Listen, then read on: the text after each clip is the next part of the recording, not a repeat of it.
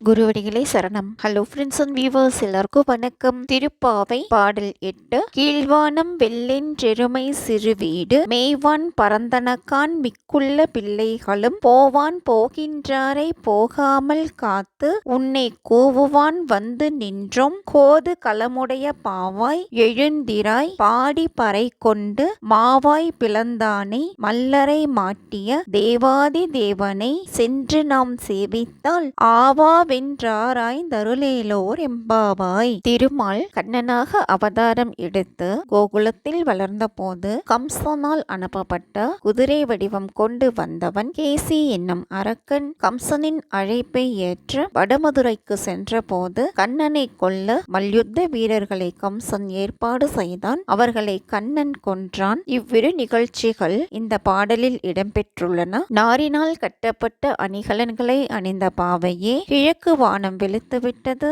எருமைகள் தங்கள் தொழுவத்திலிருந்து விடுதலை பெற்று மேய்ச்சலுக்காக கிளம்பிவிட்டன. ஆயர்குல பெண்கள் பாவை நோன்புக்காக புறப்பட்டு சென்று விட்டார்கள். உன்னையும் அழைத்து செல்வதற்காக மற்ற பெண்களை போக விடாமல் காக்க வைத்துள்ளோம். இப்போது உன்னை கூவி அழைத்து செல்வதற்காக வந்துள்ளோம். பெண்ணே எழுவாயாக.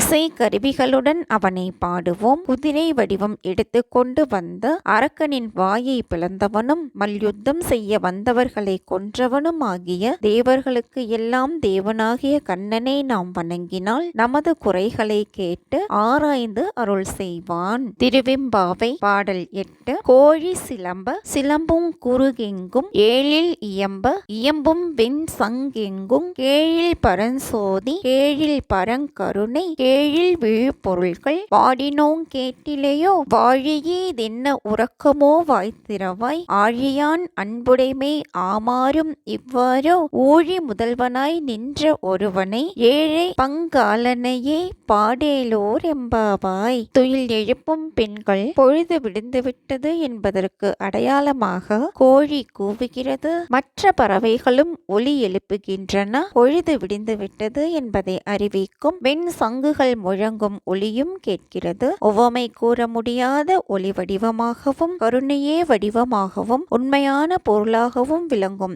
இறைவனை நாங்கள் பாடினோமே, உனக்கு கேட்கவில்லையா? உனது உறக்கம் என்ன உறக்கமோ அந்த உறக்கம் வாழ்க. பறவைகள் எல்லாம் குரல் எழுப்பி பேசும்போது நீ மட்டும் பேசாமல் இருக்கிறாயே, வாய் திறந்து பேச மாட்டாயா? இறைவனின் மேல் நீ அன்பு காட்டும் தன்மை இதுதானா? எல்லா உலகங்களும் அழிந்து படும் ஊழி காலத்திலும் கூட முதல்வனாக விளங்கும் ஒருவன் நமது இறைவன். அவன் ஏழைகளின் பங்காளன். அந்த ஏழை பங்காளனையே பாடுவாயாக.